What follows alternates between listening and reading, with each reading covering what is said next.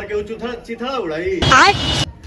लखनऊ में रहे ना दी लोग हमरा के केहू बोला था तरह के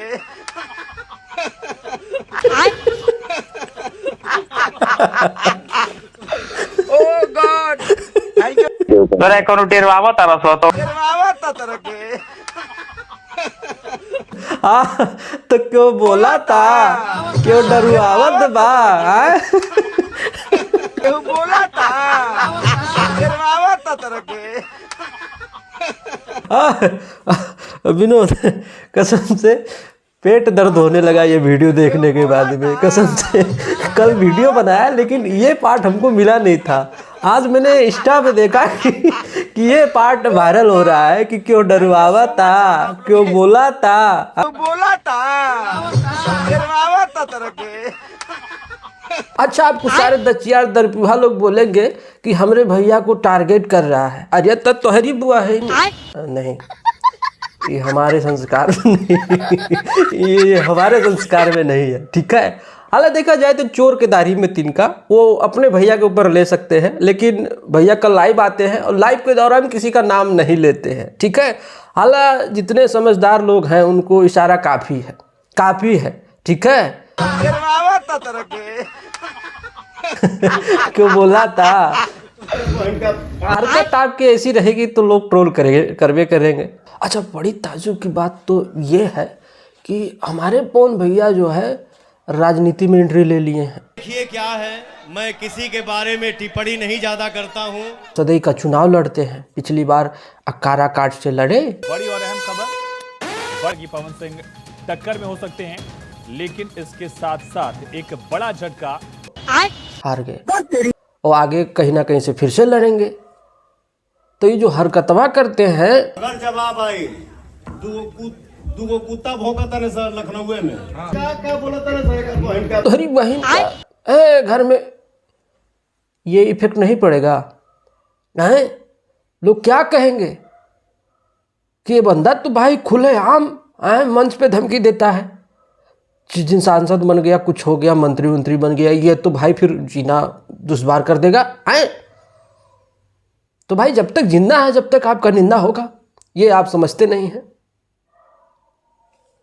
आप ही के 2 फैन थे, आप ही के समाज के थे, और आपको आगे 2 शब्द बोल दिए तो बोला है तोहरी बहन का घर में घुस के हो कुकुर, हो बिलार, हो बानर।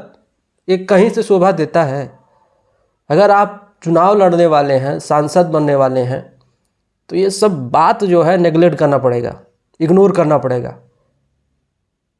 ऐसा नहीं है कि जो प्रधानमंत्री होते हैं उनके विरोध करने वाले नहीं होते, उनको गाली गलौज करने वाले नहीं होते।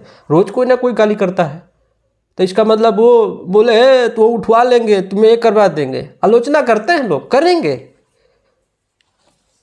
तो क्यों डरवावा था, तरह के क्यों बोला था, ये वाली कहानी नहीं चलता है। लेकिन एक चीज़ और मानना पड़ेगा, जैसे बोले